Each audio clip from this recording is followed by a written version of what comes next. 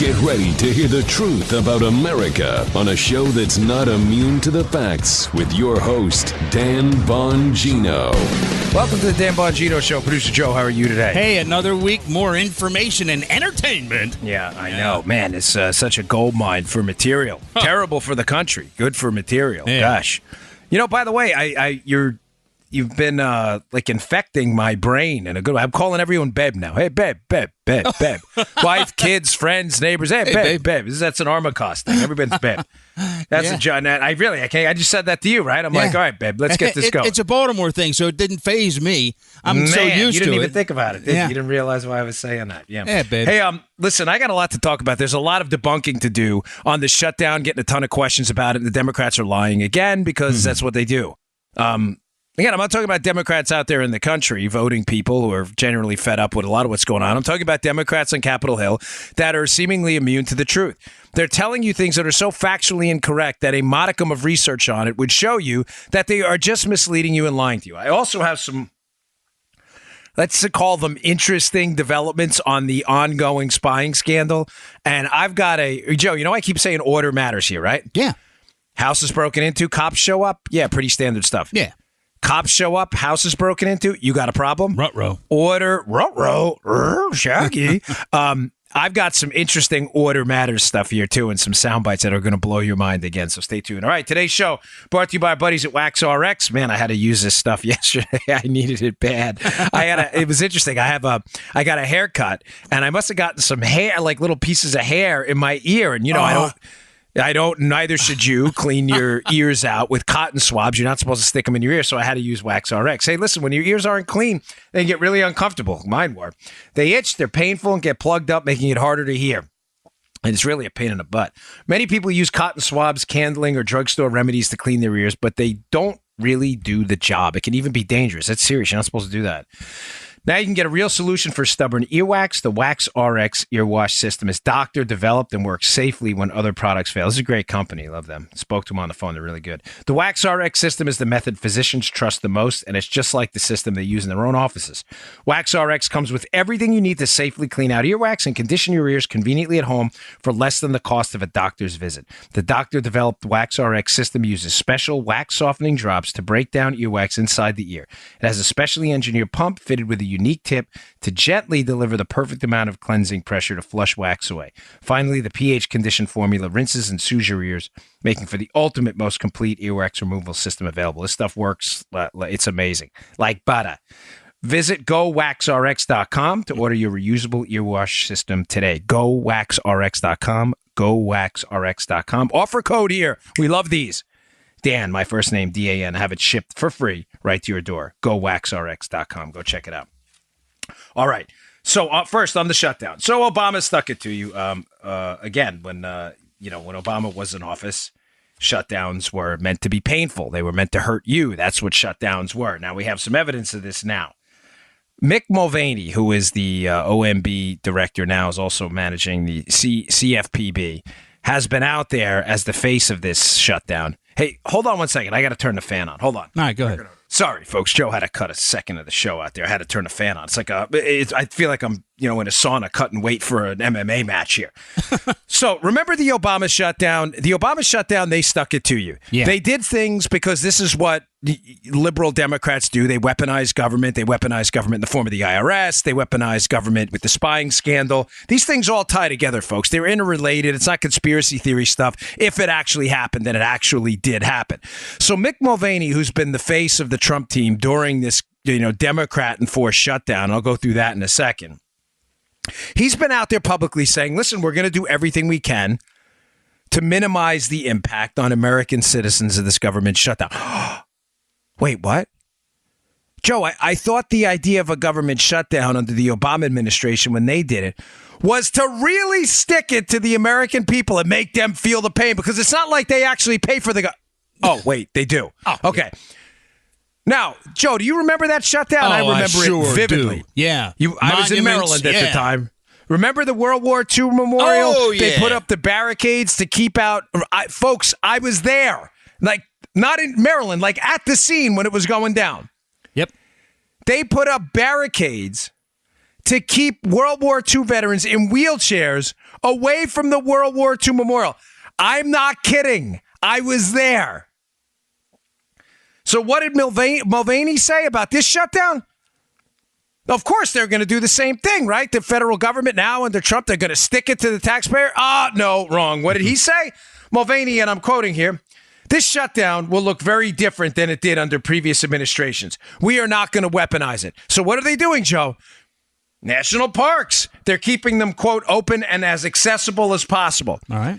They're allowing the EPA to run with emergency funds. They're trying to get people paid with extra funds they have laying around. They're doing the best they can to not basically gut punch, liver shot, kidney punch the American people who financed this government.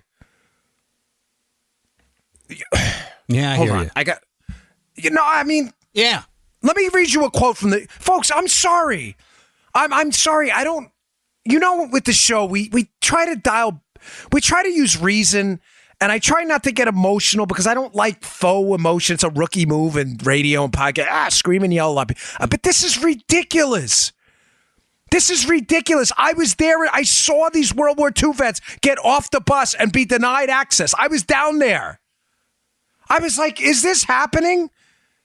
What is this, like the Gestapo?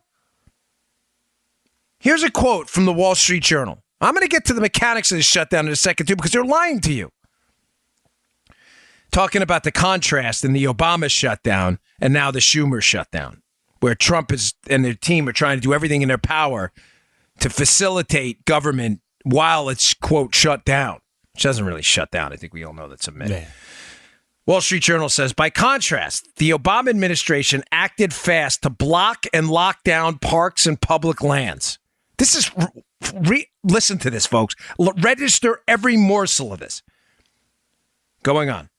On the eve of the 2013 shutdown, Park Service spokeswoman Jennifer Mumart emailed colleagues about a scheduled World War II memorial visit by aging or terminally ill veterans. Joe, please leave these pauses in there because I know sometimes Joe will edit out silence in the show. But I'm seriously formulating how I'm going to read to you the next sentence in a way that will impact you enough that you will never forget what a piece of garbage a lot of people in the Obama administration were. So what I'm about to read to you again is a quote by this Jennifer Mumart, the Park Service spokeswoman, talking about a government shutdown and how they were going to handle terminally ill World War II veterans going to the World War II memorial. Here's her quote. She asked whether, quote, we are physically preventing people through use of some barrier to gaining access, like jersey barriers, fence tape, sawhorses or something. Holy oh, gosh, I don't curse on the show, but do I ever want to right now? I know it's not the right thing to do, folks, but if there was ever a time I wanted to drop a bomb on this show, this is it. How do we restrain, contain, and block off terminally ill World War II veterans from seeing an open memorial? They're contemplating how to do it, Joseph. Yeah. Joe, look at beam. You're going full screen right now, okay, pal? Gotcha, bro. Beam in on me, brother. Do we use jersey barriers, fence tape, sawhorses, or something? Tell you what. How about nightsticks? How about we just beat the crap out of them? How does that sound? What about handcuffs? Maybe, Joe, maybe not even handcuffs. Maybe the flexi ties. The flexi tie handcuffs. Yeah, maybe just plastic handcuffs. Joe, here's an idea. Man. Here's an idea. I was there when they came out in the wheelchairs, by the way. Like the boots they put on cars when you don't pay parking tickets? Yeah. Why don't we boot their wheelchairs? Yeah. Let's do that. Let's get a government boot for wheelchairs. Folks, do you understand? This story is not unrelated to Obamagate and Trump spying, by the way. Mm-hmm. I'm making a connection here, and this is what I think we do on this show uniquely in many respects. We tie in themes and stories that are seemingly unrelated but aren't. The Obama administration, these people saw government as a tool. I said this in the Glenn Beck show, gosh, 5 years ago when I was running for office. They were new to government. I remember the transition, seeing them looking around like deers and a bunch of deer in headlights. They saw government as a cute little toy to inflict damage, to reward their friends, to conquer their enemies. Obama even said it at one point. Yeah, he did. Remember that? Yeah, sure do. It was their cute little damn toy to hurt people, to damage people, to reward their friends, to conquer their enemies. This is what they do. It was the same thing with the spying scandal, which I'll get. Believe me, I got some. Joe put together a nice, quick a little portfolio of sound bites that are damning. They did this to damage people. Here, let me read another quote from the piece. Deputy Superintendent of Operations, Karen Cucurolo. What, man, is that name appropriate? Cucurolo? Cucurolo replied about the barricades to keep the terminally ill World War II vets out. She replied, yeah, signs and barricades. Yeah, like that makes sense. No sweat. Here's what's even worse about this story in the Journal. I'm sorry, I'm not going to put it in the show notes. It's subscription only, but I'm giving you the gist of it. The same people, Joe. Same people. Yeah. Cucurolo and the other lady. Yeah. With the Park Service. Yeah. That were barricading out World War II veterans from an open memorial. The exact same people. Did I take the quote in here? Oh, yeah, here we go. I wrote the quote down because I didn't want to take too many screenshots. When asked about gaining access, Joe, by employees to National Park Service offices for stuff they may have needed personally and professionally, these are the insiders, the bureaucrats, the swamp rats we've been talking about forever. The Cucurolo National Park Service team there replied back, oh, yeah, no problem. Just put the barricades back. All right. That's an email. That's not me making it up. It's not a conspiracy theory. These were government employees, Joe, making sure their own were taken care of. Oh, yeah, no problem. Go right into the office. Just put the barricades back. But those World War II vets, they go anywhere near that. You make sure you get them in a triangle choke and choke them right out. I think they get the Golden Turd Award for that. Do we have a Golden Turd Award? Can we have that made up? We'll have to do fake gold because neither Joe nor I can afford a turd big enough in gold. That would be about $25,000. But we're going to do that. We're going to get that made up. By the way, I'm going to be running a contest soon for a signed book, and Brian Kilmeade was nice enough to send over some books. So all right. Thanks, I just Brian. haven't figured out how I'm going to do the contest. So I have 5 books. From Brian Kilmeade, and I'll include 5 of my signed new book. And I love contests. I love giving stuff away to my audience. We'll send you both, Kilmeade and my book. I'm just trying to figure out how we're going to do the contest. If you have any suggestions, email me, Daniel@Bongino.com. Always looking for cool ideas and always looking for free stuff to give away to you guys because I love you all and ladies out there. Yeah, Joe, I mean, it's the kind of story where you have to be really cautious before the show because it's easy to scream. Yeah. But folks, do you see the relationship here between how liberals and their love affair with government as what they believe to be? I don't mean to wax philosophical here, but this is important you understand this. Liberals are obsessed with the idea that the only benevolent force in society worth supporting with tax dollars, control, assets, money, scarce resources is government. That people in government, they believe, don't have an incentive to do the wrong thing. That government, if it gets the money, will do the right thing, will allocate resources better, will take care of people, will show compassion. But do you understand by doing that, you're also empowering one of the only forces in our society that has a monopoly on force, the ability to take your life and take your freedom. And when you empower that force, it is inherently corrupting. Mm-hmm. You can, folks, you think about, Joe, think about other powerful entities in society that aren't government, right? Apple. Mm-hmm. I mean, I'm not knocking Apple as a company. I'm just saying Apple, Joe, we can both agree, has a whole lot of money, a whole lot of influence, a whole lot of employees, and a whole lot of products we all use. That's power. That's power, folks. That's hard power and soft power. The problem with Apple is Apple can't arrest you, right? And Apple can't force you to do a damn thing. They can incentivize you to do something. They can say, hey, if you go to Android, we're going to pull our iTunes library. But it doesn't matter. If you just say, I don't really care, I'm just going to buy an Android, no one is going to arrest you.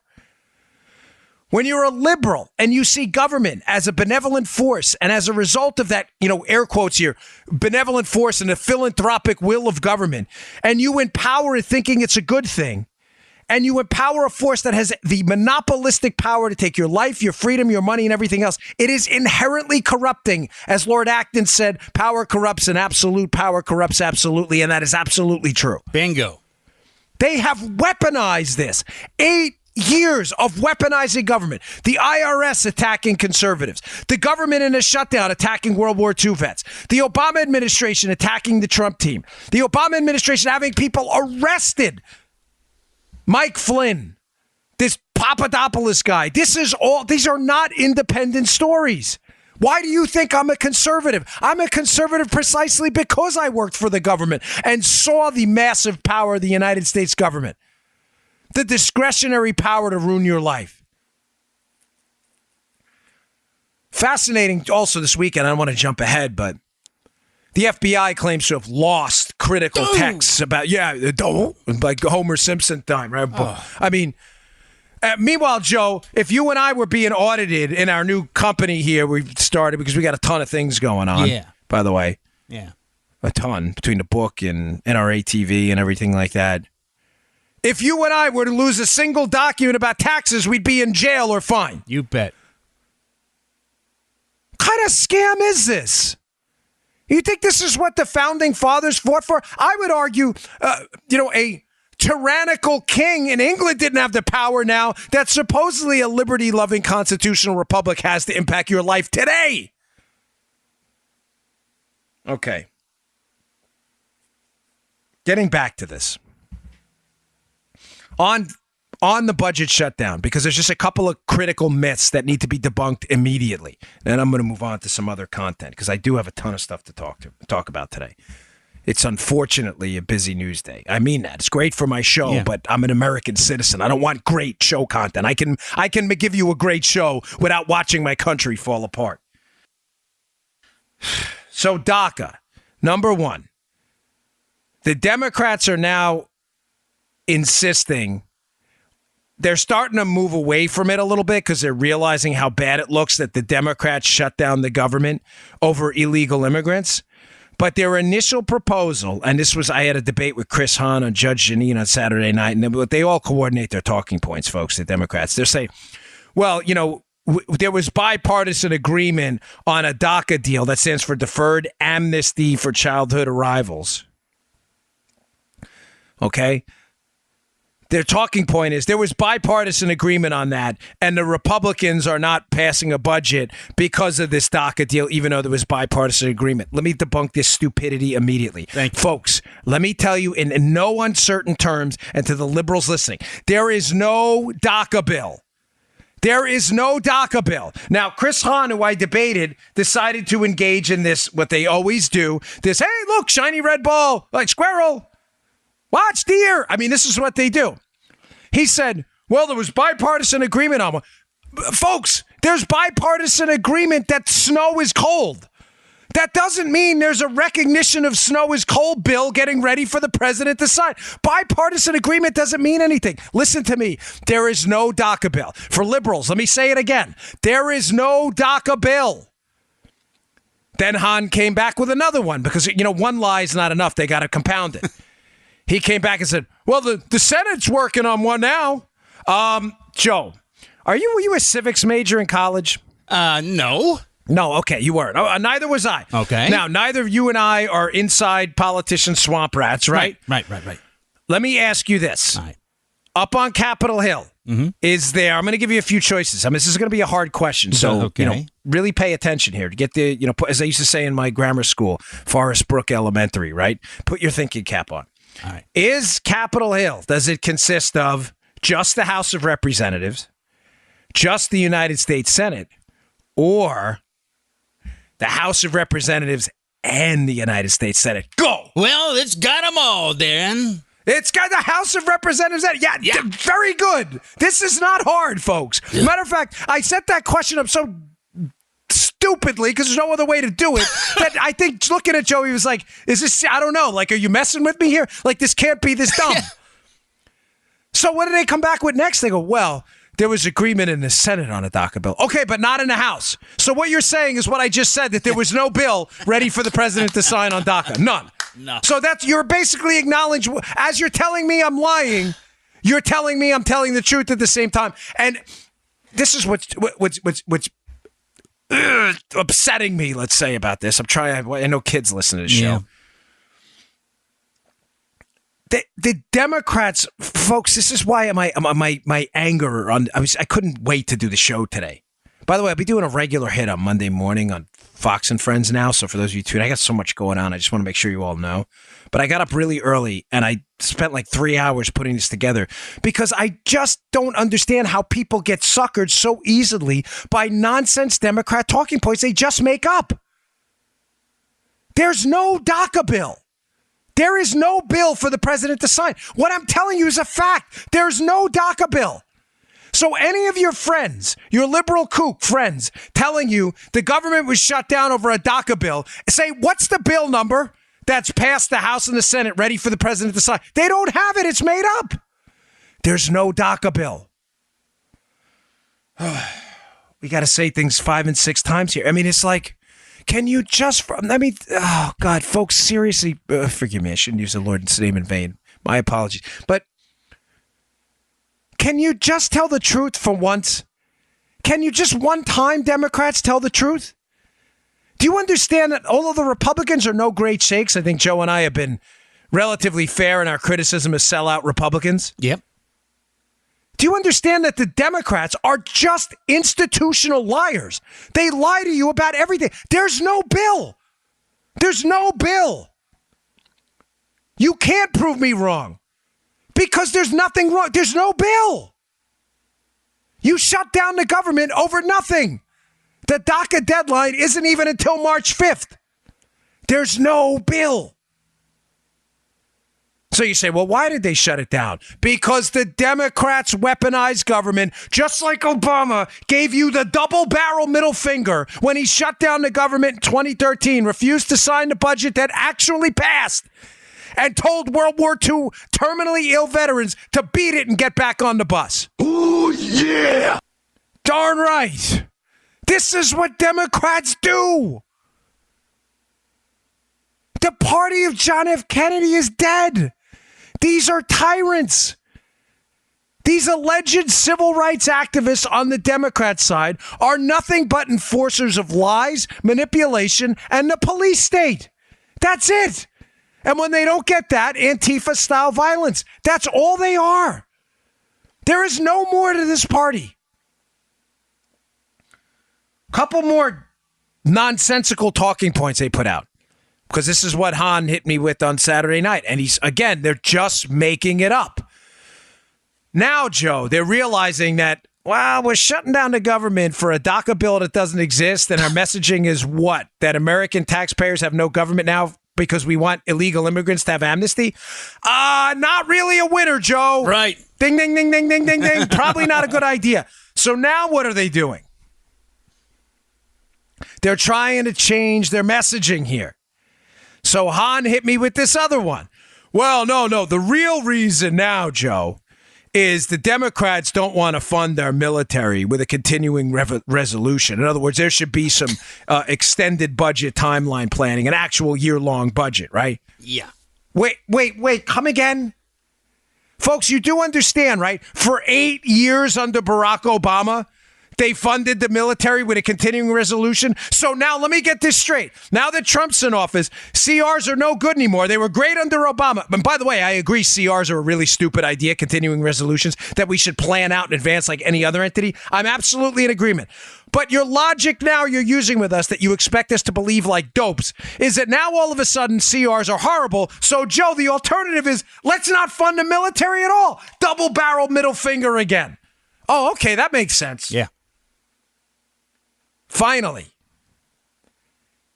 it takes 60 votes to overcome a filibuster. Why am I telling you that? Joe is not a civics instructor, neither am I. Mm-hmm. Why would you need 60 votes in the Senate to overcome a filibuster? Because who is filibustering the budget bill? The Democrats. Mm-hmm. It's not the Republicans. How are the Republicans shutting the government down? How? The Democrats are literally on the record filibustering the budget to open the government. The Republicans need 60 votes. They only have 51. They can't do it alone. The Democrats are filibustering the budget, and they have the cojones to go out there on TV and say, man, this is the Trump shutdown. How? How is it the Trump shutdown? Are you this stupid? The answer is they're not. They're just liars. They're just like they've always been liars. That was the how that I think a lot of listeners and folks in general need to hear, because they were filibustering, so that they're the guys that were against it. And Joe, keep in mind, they don't have to filibuster. Yeah. This could pass with a Republican majority if the Democrats just said, we're not going to filibuster it. Yeah. But the Democrats are actively taking a filibuster step to block the government from opening. Now, to overcome the Democrats' obstruction, the Republicans can't pass it with a simple majority. They need Democrats to come on board. And the Democrats are saying, no, we're not going to open the government. And dopey people actually believe the Republicans shut the government down. Oh, I've never told you about a transformative moment for me. I was generally an independent in college. I had, I wouldn't say I was liberal, but, like most kids in college, unfortunately, you haven't had a lot of world experience. Mm-hmm. I don't like to slap millennials are good kids. They just don't know much. I mean, and I'm sorry, you haven't been out in the world. Life tends to smack you in the face. Joe and I've had more smacks in the face in the past year alone than I had in my entire year, 4 years in college, right? But I remember sitting through college and listening to lectures about overpopulation and how humans were like a virus on the planet. And one day I'm sitting in a drugstore. I'm waiting for a prescription. I had a throat infection and it was taking forever. And I pick up Rush Limbaugh's book, and I forget what it was called back then. But I, of course, at the time I had listened to Limbaugh occasionally, but I had believed the leftist thing that, this guy, forget it, tell Limbaugh, he's the worst. And I go to this chapter, and conveniently that day or so, we had this conversation in the class about overpopulation. And I pick up this chapter in the book, and Rush had laid out statistics in the book about how overpopulation of the globe is a total myth. Like, you could fit almost everybody in the world in the state of Texas with the equivalent floor space of like a European apartment, and the rest of the world would be empty. And I was like, is that true? And I started doing some homework, and forgive me if that isn't the exact number, but it's close to it. And I was like, wow, it is true. Like, I've been lied to the whole time. And although there was no specific road to Damascus moment for me to find conservatism and the fight for liberty, I specifically remember that moment at least piquing my interest in like, well, what else have I been lied to about too? And I'm telling you folks, you've been lied to about just about everything. The Democrats have an allergy to the truth. All right, now that we've entirely debunked this nonsense about DACA, I have some other stuff I want to get to. Hey, today's show also brought to you by our buddies at iTarget. Thank you for all the feedback on the iTarget Pro system. By the way, that's the letter I, not like the organ you used to see. The iTarget Pro system is an unbelievable system for improving your marksmanship. Folks, if you are a hunter, a self-defense Second Amendment supporter, if you are a cop, you're in the military, you're a first-time gun owner who doesn't have the time to spend weeks at the range learning how to operate your new firearm, this is the system for you. What is the iTarget Pro system? It is a laser bullet they will send you that drops in the firearm you have now. No additional manipulations necessary. You don't have to buy fancy barrels, fancy guns, whatever. I have a Glock 43 and 9mm. They will send you a 9mm laser bullet. You drop it in the firearm you have now. Of course, you safely unload it.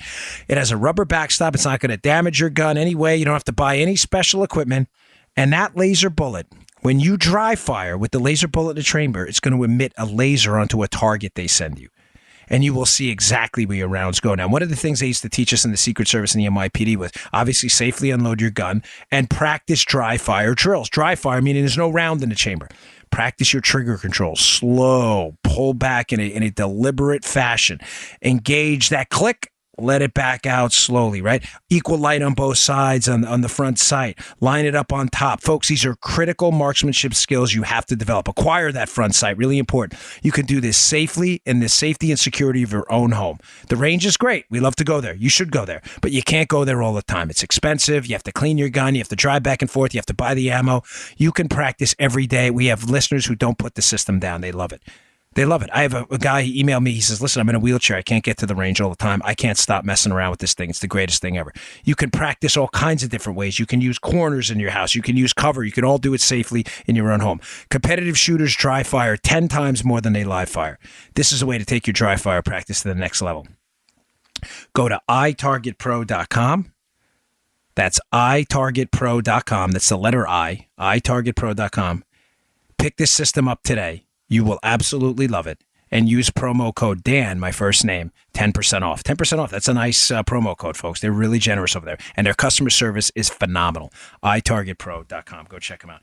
Okay. I'm having a tough time figuring out where to start here because I have to take notes in bold because I think one of the things I don't self-praise things. I don't like to pat myself on the back. That really sounds ridiculous.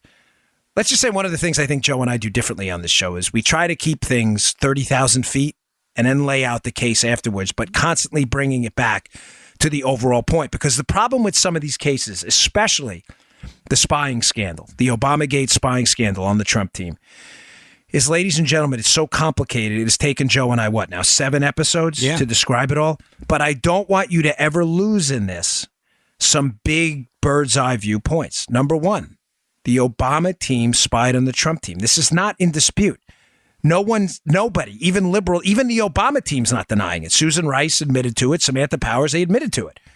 They already admitted to it, Samantha Powers. That's not in dispute. The assertion I've been trying to make to you is that spying was illicit. It was not done for a legitimate national security or criminal reason. We have laid this out over the course of multiple episodes. One of the ways I've laid this out to show you, to be clear here, what I'm trying to prove, and again, I'm not talking down to the audience here. I'm trying to keep everybody on the straight and narrow here. One of the points I've tried to demonstrate as a former federal agent myself, intimately familiar with the process of investigating criminals at the federal level and using the United States Attorney's Office, is order matters. The Obama administration, if they were spying on Trump because they had evidence of some serious international crime or Trump's team, in fact, colluding with the Russians to overthrow an election, ladies and gentlemen, you would have mine and Joe's entire support. I don't care that Obama is a Democrat. If there was a scintilla of evidence out there, and I mean this, that the Donald Trump team coordinated with the Russians to overthrow a U.S. election, Joe and I would be the first ones going, impeach, send them to jail. Yeah. Order matters. And when I say order matters, I mean evidence, then investigation. Right? Mm-hmm. Not investigation and then evidence. That's not the way law enforcement works. So that's what I mean by order matters here.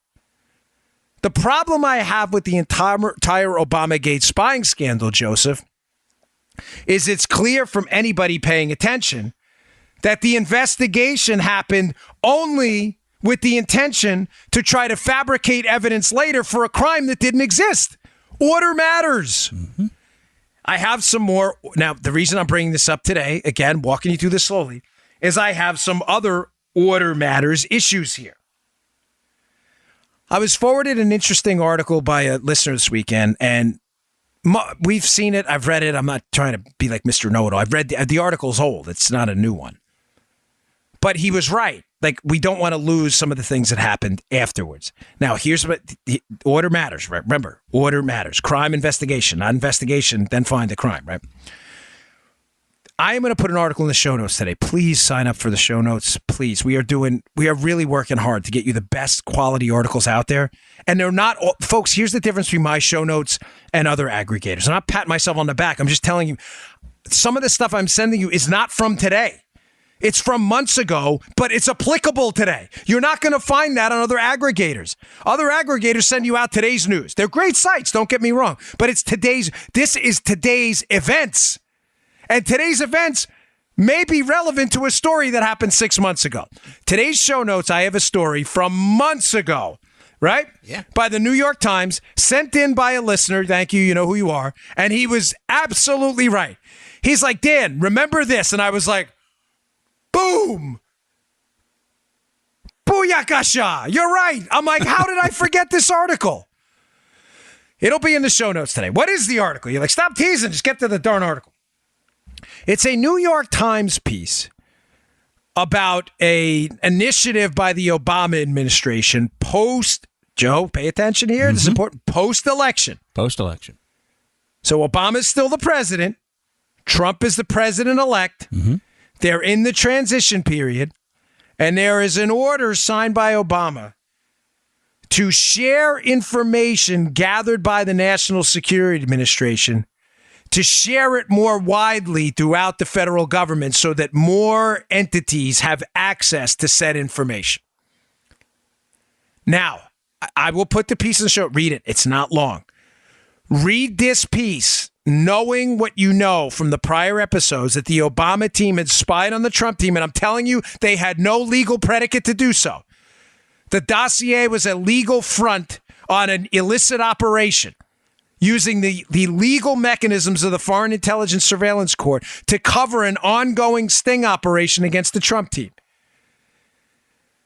Now that you know that happened, why would the Obama team, Joe, just weeks from leaving office, why would they sign this memo, this initiative here, to more widely share information collected by the NSA throughout the government? Now, this is going to tie into those sound bites. I know you listened to them this morning. Folks, I'm going to make the case to you, and this should really ring your bell and never unring it, that they never, ever again expected Hillary to lose. This was obvious. And when Hillary lost, they were in a panic. Order matters. They had already done this, shared this information widely throughout the government, and now had to go retroactively cover their butts and sign this document saying, oh, yeah, we're just going to distribute it widely now, maybe as a means to cover an incident that had already happened. Why do that? Just weeks from leaving office. Read the article in the show notes with that in mind. Folks, I'm just asking a question. Unfortunately, there's been a lot of inside baseball going on with a lot of conservative groups out there all trying to claim credit for who's cracking what in this case. Listen to me. And for those of you listening, because I know some of you listen as well, you're all doing great work. Steal everything I have. I don't care. I don't need any credit. You don't even have to link to anything.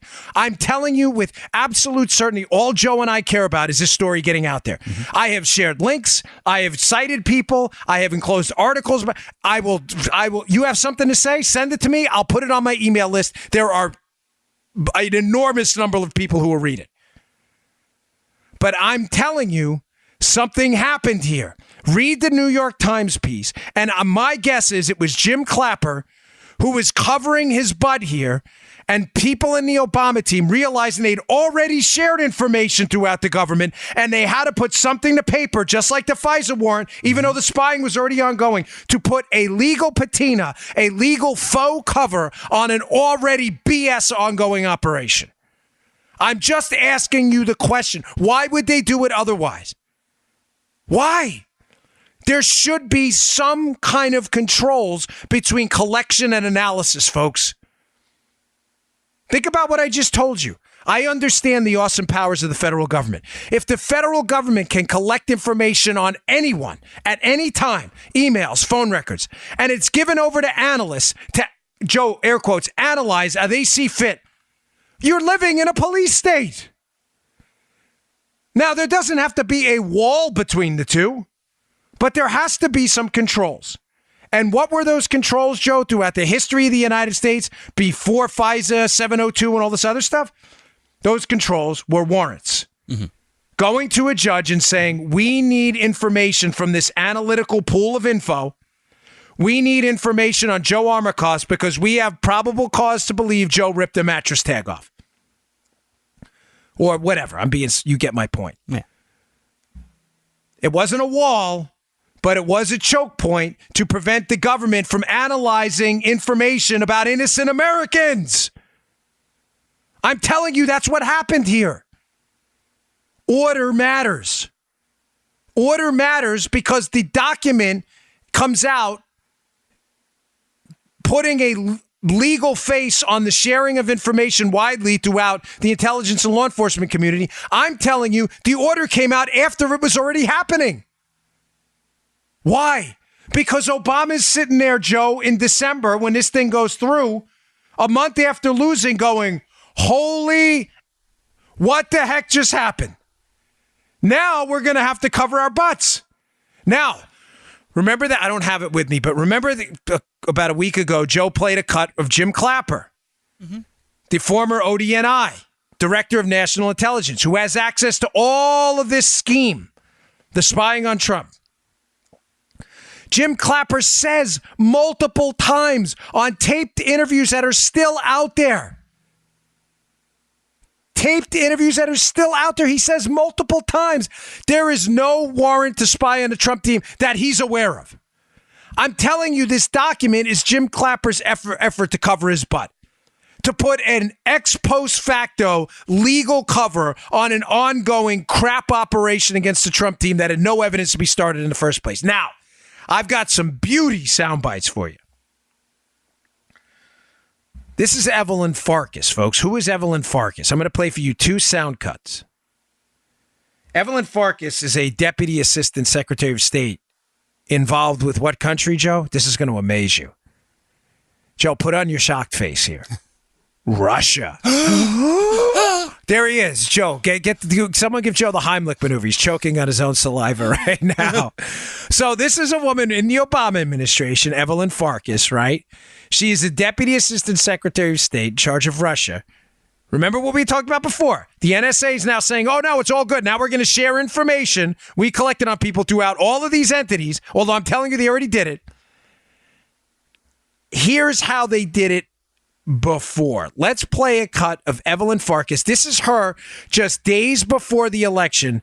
She's at a women's forum, and she says something that's awfully curious that'll make more sense when I play the second sound cut.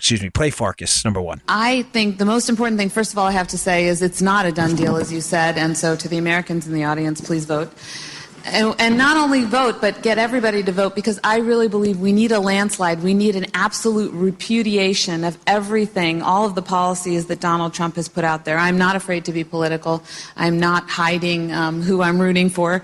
And I think it's very important that we continue to press forward until Election Day and through Election Day to make sure that we have the right result. I do agree, however, with General Breedlove that even if we have the wrong result, from my perspective, America is resilient. We have a lot of presidential historians who have put forward very coherently the argument. They've given us examples of all of our horrible presidents in the past and the fact that we've endured, and we do have a strong system of checks and balances. And actually, if Donald Trump were elected, I believe he'd be impeached pretty quickly, or somebody else would have to take over government. Wait, what? Joe was kind enough to pull a cut for me there. We're going to get, but wait, what did she just say? This is 10 days before an election. A high-ranking Obama administration bureaucrat. Remember, we're talking about the sharing of information that people who shouldn't have it. She's already calling for the impeachment of a Donald Trump, and the election hasn't even happened yet. Now, you have Clapper, right? I want you to play Clapper here for a minute, too, because remember, we're talking about how the Obama administration shared information they shouldn't have even been accessing on the Trump team widely throughout the government. Why they did it's going to make sense in a second. Keep in mind, Farkas is already calling for his impeachment. He's not even elected yet. And here's Clapper covering his own butt. Play him. Let me start with the president's tweets yesterday. This idea that maybe President Obama ordered an illegal wiretap of his offices. If something like that happened, would this be something you would be aware of? I would certainly hope so. I can say, obviously I can't speak officially anymore, but I will say that for the part of the national security apparatus that I oversaw as DNI, there was no such wiretap activity mounted against the president-elect at the time, or as a candidate, or against his campaign. I can't speak for other Title III authorized entities in the government, or a state or local entity. Yeah, I was just going to say, if the FBI, for instance, had a FISA court order of some sort for a surveillance, would that be information you would know or not know? Yes. You would be told this. I would know that. If there was a FISA court order on something like this. Something like this, absolutely. And at this point, you can't confirm or deny whether that exists? I can deny it. There is no FISA court order? Not to my knowledge. Of anything at Trump Tower? No. Oh, man. Oh, gosh, I love being a federal agent. I feel like, Joe, I have never been so inspired in my life with this show. Really, I feel like I'm back at my desk in the Melville field office of the Secret Service cracking bank fraud cases. Folks, again, order matters. The question we're asking now, did the Obama team spy on Trump and then afterwards try to cover their tracks after the election? The operating thesis I'm putting out there is that this NSA new sharing technique throughout the government in December is only a means to cover for what they already did. Farkas knows before the election that Trump is, going to be impeached, or she says. She may have had access to this information. We're going to play something on that in a second. And Clapper, who's the head of the director, he's the director of national intelligence, the ODNI, right? Office of Director of National Intelligence. Clapper is already covering his butt. Look, I had to take notes on this. In that statement, keep in mind, Clapper's involved with the signing of this NSA document to share information widely, which I think is retroactively covering the butts for what they already did. Though I can't repeat this enough because I don't want you to lose what I'm talking about. Think of all the out clauses and exit ramps he left himself in that one soundbite Joe played. Would you know? I hope so. Well, what if it was, if it happened? Well, not what I was a part of it. He says, well, I can't speak for other entities. And he asks him again, would you know? Well, not to my knowledge. He gives himself 4 off ramps in there, which says to me, either there's only one of 2 scenarios. Either Clapper's unaware of the spying and out of loyalty to Obama doesn't want to throw him under the bus, but is trying to preserve his own butt. Mm-hmm. And folks, I'm not willing to write that off yet, although it's hard to believe, yes. There's an extremely low probability that's the case, given his position, granted. So either he doesn't know, and this is happening behind his back, which I doubt, or number 2, the more likely scenario is he does know. He's absolutely stunned Hillary Clinton lost the election. He now knows this is going to come out, and he's pushing Obama and everyone else. We better sign some memo authorizing all this stuff because I'm going to go on the press and I'm going to say, not to my knowledge. Well, I hope so. Well, I wasn't part of it. Well, I can't speak for other people. Folks, what happened here was a constitutional abomination of the highest order. Trump was spied on. The information was shared with partners who had no business looking into it. Information they couldn't get was given to them by foreign entities based on The Guardian and CNN's own reporting on this. Constitutional rights were violated. Our Constitution was used like toilet paper. And now they are all covering their butts. Now, this second cut of Evelyn Farkas, remember in the first cut, this is before the election, the first cut, she seems to have some information about Trump being impeached. How would she have that information? Play cut 2, and a lot of this will make sense. Play Farkas. I was urging my former colleagues and frankly speaking, the people on the Hill, it was more actually aimed at telling the Hill people, get as much information as you can, get as much intelligence as you can before President Obama leaves the administration, because I had a fear that somehow that information would disappear with the senior people who left. So it would be hidden away in the bureaucracy, that the Trump folks, if they found out how we knew what we knew about the Trump staff's dealing with Russians, that they would try to compromise those sources and methods, meaning we would no longer have access to that intelligence. So I became very worried because not enough was coming out into the open, and I knew that there was more. We have very good intelligence on Russia. So then I had talked to some of my former colleagues, and I knew that they were trying to also help get information to the Hill. Whoa. Folks, there is so much in that soundbite. Number 1, I'm glad Joe found Clapper because the distinction I'm trying to make here is clear. Clapper is a career-long swamp rat, Joe. And if you're the audience ombudsman, stop me because this is a very critical point in this. All right. He is a career-long swamp rat who is intimately familiar with the intel and law enforcement powers of the United States government. Mm-hmm. Jim Clapper, after Hillary loses and Trump wins, knowing the spying operation that happened before, which I believe he did intimately, understands he is in a world of hurt. Mm-hmm. He knows that he was involved in a constitutional abomination and sees himself having legal liability. Now, to cover his own butt, he asks for this recirculation of information memo to retroactively cover for what already happened.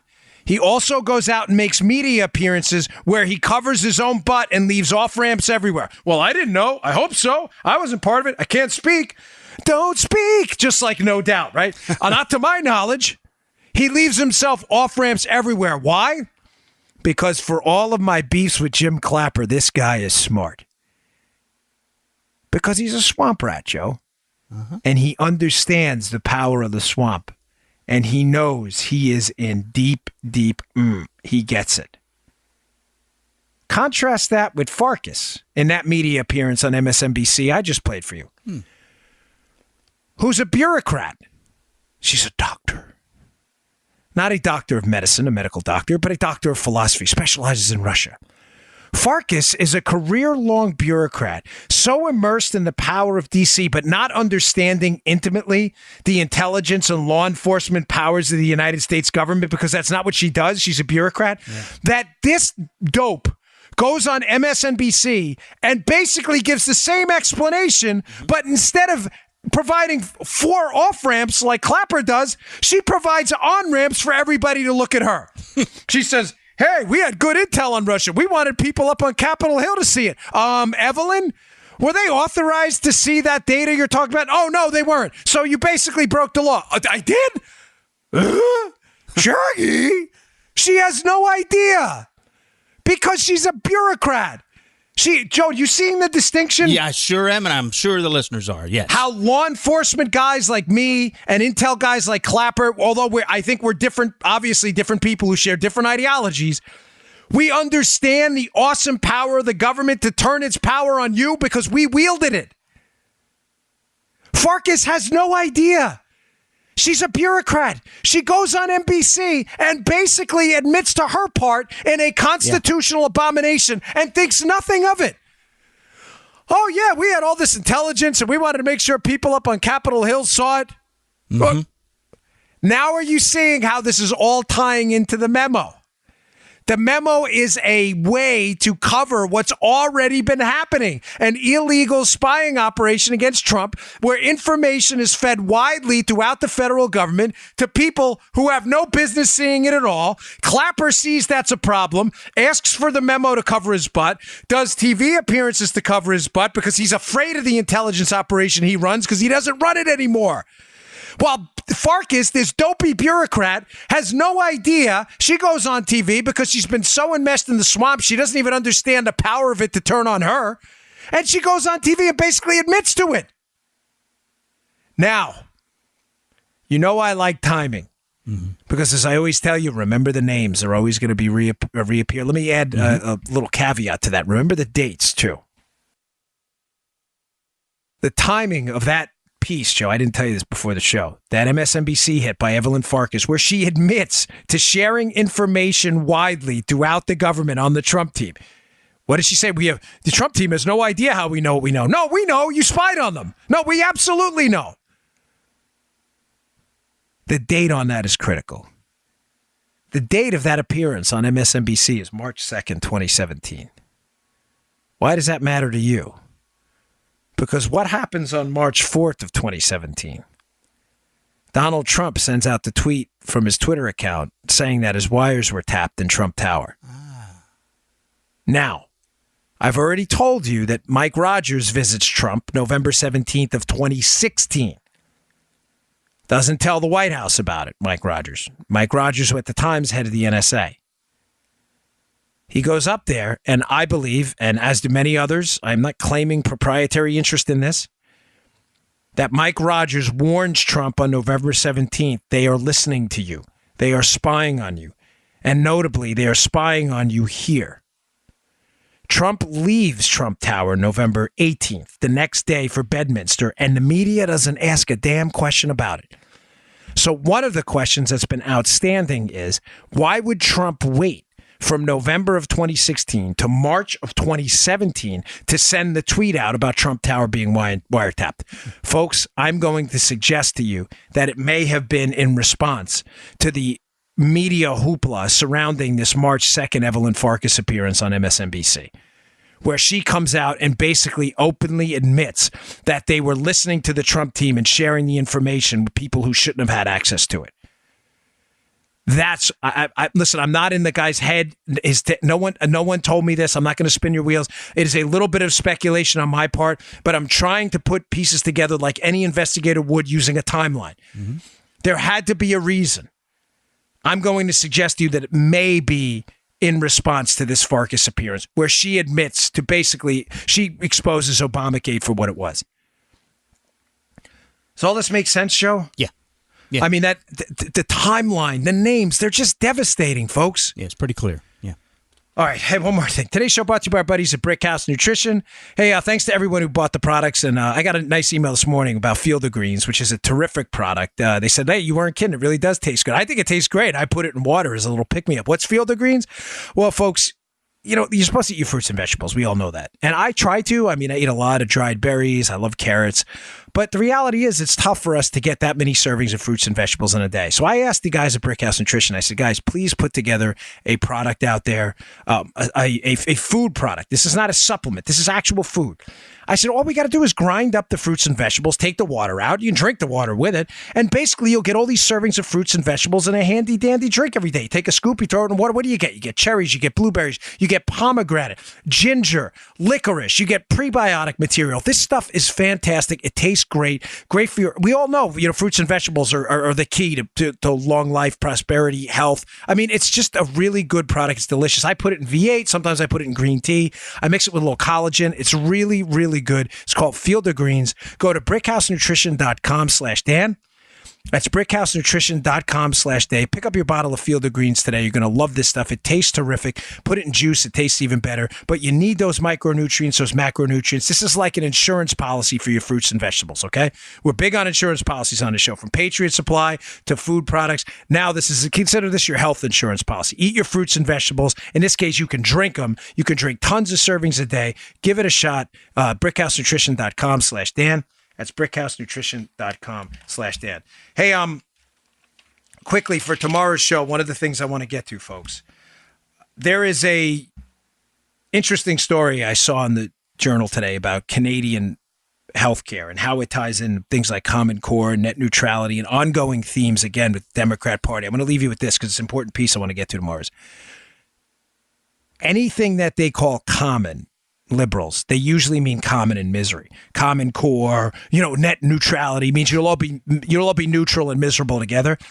I want to talk about a lawsuit going on in Canada for their single-payer healthcare. It's going to blow your mind. You're going to be like, wait, they're suing for what? Like, this is crazy. And I'll prove to you finally that anything the government does that's common is common in misery. So don't miss tomorrow's show.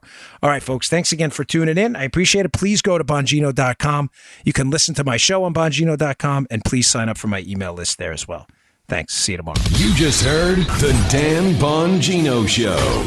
Get more of Dan online anytime at conservativereview.com. You can also get Dan's podcasts on iTunes or SoundCloud. And follow Dan on Twitter 24/7 at DBongino.